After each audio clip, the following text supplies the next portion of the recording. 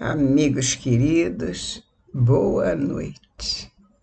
Mais uma vez juntos, em nome de Jesus, agradecendo a presença de vocês, a audiência. Sabemos que vocês estão sempre conosco, que estão sempre procurando estudar a doutrina espírita. Sabemos de tudo isso e, em nome de Jesus, pedimos que bons espíritos nos ajudem, nossos amigos espirituais, a exercer essa tarefa em nome dele, com a ajuda desses amigos espirituais, que são nossos amigos de todas as horas. Vamos juntos levar adiante essa tarefa que não depende só de mim, mas depende de vocês também, porque vocês são uma das partes mais importantes dessa tarefa, porque vocês é que vão beber dessa água. E eu estou ofertando, com a ajuda de Jesus, a água para que vocês possam se dessedentar. Não é bom assim? Então vamos estudar, vamos agradecer. E hoje nós, como sabemos, fazemos o estudo da coleção Fonte Viva, ditada por Emmanuel a Chico Xavier. E essa coleção possui 5 livros: Vinha de Luz, Caminho, Verdade e Vida, Ceifa de Luz, Fonte Viva e Pão Nosso. São 5 livros muito importantes para que a gente possa adentrar sempre com muito cuidado o estudo da doutrina espírita, com muito cuidado, muita atenção, com muito amor. Queremos agradecer também a presença do nosso amigo espiritual, Emmanuel, que está sempre nos servindo com boas lições. Hoje nós temos uma lição denominada Faze Isso e Viverás, do livro Caminho, Verdade e Vida, número 157, a lição. E disse-lhe, respondeste bem, faze isso e viverás, disse Jesus. Lucas 10, 28. O caso daquele doutor da lei que interpelou o mestre a respeito do que lhe competia fazer para herdar a vida eterna reveste-se de grande interesse para quantos procuram a bênção do Cristo. Realmente é muito importante conhecer essa passagem, porque ela se encontra numa das passagens também do Evangelho segundo o Espiritismo, que nós separamos para ler para vocês e nós interpretarmos juntos. Ela está contida no Evangelho segundo o Espiritismo, que menciona esse versículo dos Evangelhos. No Evangelho segundo o Espiritismo, no capítulo 16. Capítulo 16, não se pode servir a Deus e a Mamon. E ele fala exatamente sobre essa passagem que Jesus teve, esse encontro que ele teve com o rapaz que lhe perguntou sobre a vida eterna. Neste ponto, Kardec coloca no Evangelho segundo o Espiritismo, no capítulo 16, não se pode servir a Deus e a Mamon, na salvação dos ricos. Não se pode servir a Deus e a Mamon. Não se pode servir a 2 senhores. E ele diz assim: ninguém pode servir a 2 senhores, porque ou odiará um e amará a outro, ou se prenderá a um e desprezará o outro. Não podeis servir simultaneamente a Deus e a Mamon. Lucas 16, 13. E aí ele comenta, Kardec comenta a passagem e vem então a parábola que Jesus passou ao rapaz que lhe fez a pergunta. Então, aproximou-se dele o mancebo e disse: bom mestre, que bem devo fazer para adquirir a vida eterna? Respondeu Jesus: Por que me chamas bom? Bom só Deus o é. Se queres entrar na vida, guarda os mandamentos. Que mandamentos? Retrucou o mancebo. Disse Jesus: Não matarás, não cometerás adultério, não furtarás, não darás testemunho falso. Honra teu pai e a tua mãe, e ama teu próximo como a ti mesmo. O moço lhe replicou: Tenho guardado todos esses mandamentos desde que cheguei à mocidade. Que é que ainda me falta? Disse Jesus: Se queres ser perfeito, vai, vende tudo o que tens, dá-o aos pobres e terás um tesouro no céu. Depois vem e segue-me. Ouvindo essas palavras, o moço se foi todo tristonho, porque possuía grandes haveres. Jesus disse então a seus discípulos: Digo-vos em verdade que bem difícil é que um rico entre no reino dos céus.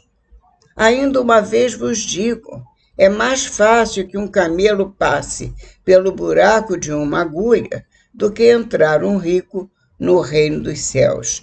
E aí Kardec faz uma remissão a respeito desse assunto, falando sobre essa passagem que Jesus fala do camelo. Esta arrojada figura pode parecer um pouco forçada, pois que não se percebe que relação possa existir entre um camelo e uma agulha. Acontece, no entanto, que em hebreu a mesma palavra serve para designar um camelo e um cabo. Na tradução deram-lhe o primeiro desses significados, mas é provável que Jesus a tenha empregado com a outra significação, seria um cabo. É pelo menos mais natural. Então seria, que era mais fácil passar um cabo pelo buraco de uma agulha do que entrar um rico no reino dos céus. Jesus foi muito claro nessa passagem quando ele se referiu ao rapaz que queria possuir a vida eterna e segui-lo. Mas para possuir a vida eterna e segui-lo, ele teria que se desfazer de todos os seus bens e entregá-los aos pobres. Entregar a sua renda, aquilo que fosse apurado com a venda dos seus bens. Portanto, voltando ao caminho, verdade e vida, nas palavras de Emmanuel, nós vemos que o que ele nos diz. A palavra de Lucas é altamente elucidativa, porque Lucas anotou o que Jesus falou, não é isso? Não se surpreende Jesus com a pergunta: e conhecendo a elevada condição intelectual do consulente, indaga acerca da sua concepção da lei e fala-o sentir que a resposta à interrogação já se achava nele mesmo, esculpida na tábua mental de seus conhecimentos. Esse rapaz, ele que fazendo a pergunta a Jesus, ele já sabia, estava nele mesmo a resposta, porque ele não iria se desfazer dos seus bens e, na verdade, as condições para seguir Jesus era sempre entregar tudo àqueles que mais precisam, amar ao próximo como a si mesmo. Se ele disse que seguia todos os mandamentos, então ele deveria, antes de mais nada, amar o próximo como a ele mesmo e, de preferência, distribuir. Por isso Jesus falou, porque não era condição para seguir Jesus distribuir todos os bens. Mas como Jesus conhecia a intimidade do rapaz, ele sabia que jamais o rapaz faria tal coisa, por isso ele colocou essa imposição: vende tudo que tens e dá aos pobres, porque Jesus já sabia que a resposta estava no próprio rapaz, ele jamais faria isso. Ele mesmo já respondeu dentro dele que não poderia seguir Jesus. Portanto, estava a resposta esculpida na tábua mental dos conhecimentos do rapaz. E disse Jesus, prosseguindo com Emanuel: respondeste bem, diz o mestre, e acrescenta: faze isso e viverás. Semelhante afirmação destaca-se singularmente porque o Cristo se dirigia a um homem em plena força de ação vital, declarando, entretanto: faze isso e viverás. Curioso, porque era um jovem, né? E ele disse: faze isso e viverás, como se ele não fizesse, ele não viveria. Mas, na verdade, o viver que Jesus menciona aqui é o viver espiritual e não o viver na matéria, não no corpo físico, porém, viver espiritualmente. Prosseguindo. É que o viver, diz Emanuel, é que o viver não se circunscreve ao movimento do corpo, nem à exibição de certos títulos convencionais. É o que nós estávamos mencionando. A vida que Jesus fala, faze isso e viverás, ele há de viver não na matéria, porque a matéria ele poderia ter, como jovem que era, muitos anos ainda pela frente. Mas ele fala que ele viverá em espírito, teria o seu espírito vivificado, teria o espírito engrandecido, seria muito abençoado e o espírito seria muito iluminado se ele fizesse isso. Foi isso que ele disse: faze isso e viverás. Portanto, diz Emanuel, é que o viver não se circunscreve ao movimento do corpo, nem à exibição de certos títulos convencionais. Estende-se a vida a esferas mais altas, a outros campos de realização superior com a espiritualidade sublime. A mesma cena evangélica diariamente se repete em muitos setores. Grande número de aprendizes, plenamente integrados no conhecimento do dever que lhes compete, tocam a pedir orientação dos mensageiros divinos quanto à melhor maneira de agir na Terra. A resposta, porém, está neles mesmos, em seus corações que temem a responsabilidade, a decisão e o serviço áspero. É verdade, muitos de nós vivem procurando os amigos espirituais, os nossos benfeitores, nossos anjos guardiães, para saber se, quando tem oportunidade de falar com os benfeitores, o que o senhor acha que eu deveria fazer nesta circunstância ou naquela outra circunstância em que eu gostaria de fazer isso ou aquilo. O senhor acha que eu deveria fazer? O senhor entende que seria melhor para mim? Na verdade, a espiritualidade entende, e Jesus também é por evidente, que nós temos que fazer aquilo que o nosso coração manda, porque nós somos responsáveis, nós temos o livre-arbítrio. Portanto, quando nós tomamos uma decisão, nós somos responsáveis por ela. Não são os nossos amigos espirituais que vão responder por nós, que vão decidir que caminho devemos seguir. Qual seria a melhor maneira de agir na Terra? Nós vamos agir na Terra segundo os nossos ensinamentos íntimos, as nossas inspirações, as nossas sensações, aquilo que nós desejamos de melhor para a nossa vida. E se eu quero alguma coisa de melhor para a minha vida, eu tenho que ter o livre-arbítrio de decidir a minha própria vida e responder pelos meus atos, perante não só o mundo, mas especialmente perante a espiritualidade, que me espera de mim que tome decisões acertadas segundo os mandamentos de Deus. Por evidente, nós temos muita responsabilidade. Portanto, não é perguntando aos amigos espirituais que nós caminhamos para diante. Nós caminhamos para diante seguindo as leis de Deus. As leis são imutáveis. As leis estão aí, todos nós conhecemos. Jesus respondeu quais eram as leis que se conhecia na época a respeito das leis de Deus para o rapaz que o procurou, procurando saber se poderia ganhar a vida eterna.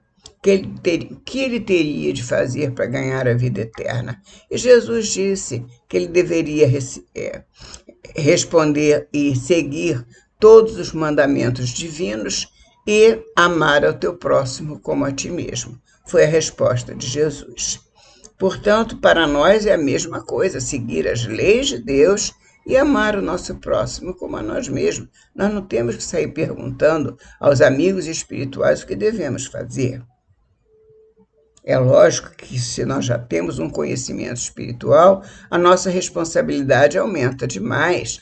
Temos que ter todo o cuidado de não sair fazendo qualquer coisa e depois dizendo, mas eu não prestei atenção, eu nem sabia disso direito. Nós sabemos sim, porque as leis de Deus são imutáveis, elas estão aí a todo o sempre, desde sempre. E só não conhece as leis de Deus quem não quer conhecer, porque elas existem para todos os filhos de Deus. Nós temos em nós a centelha divina que nos chama a atenção para estes caminhos, estas leis que nos foram impostas por Deus para nós seguirmos a nossa vida. A nossa vida tem que ser baseada nas leis primeiras de Deus.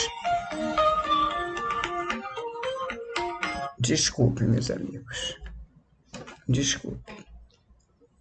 Eu tenho que parar isso porque é impressionante, né? Que toca na hora que não deve, eu esqueci. Perdão.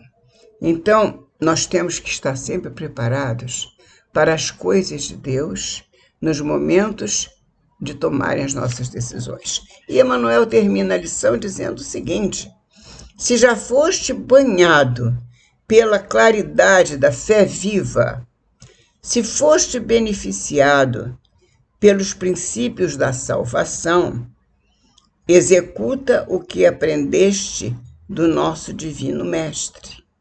Faze isso e viverás. Viverás para a espiritualidade, viverás para Deus.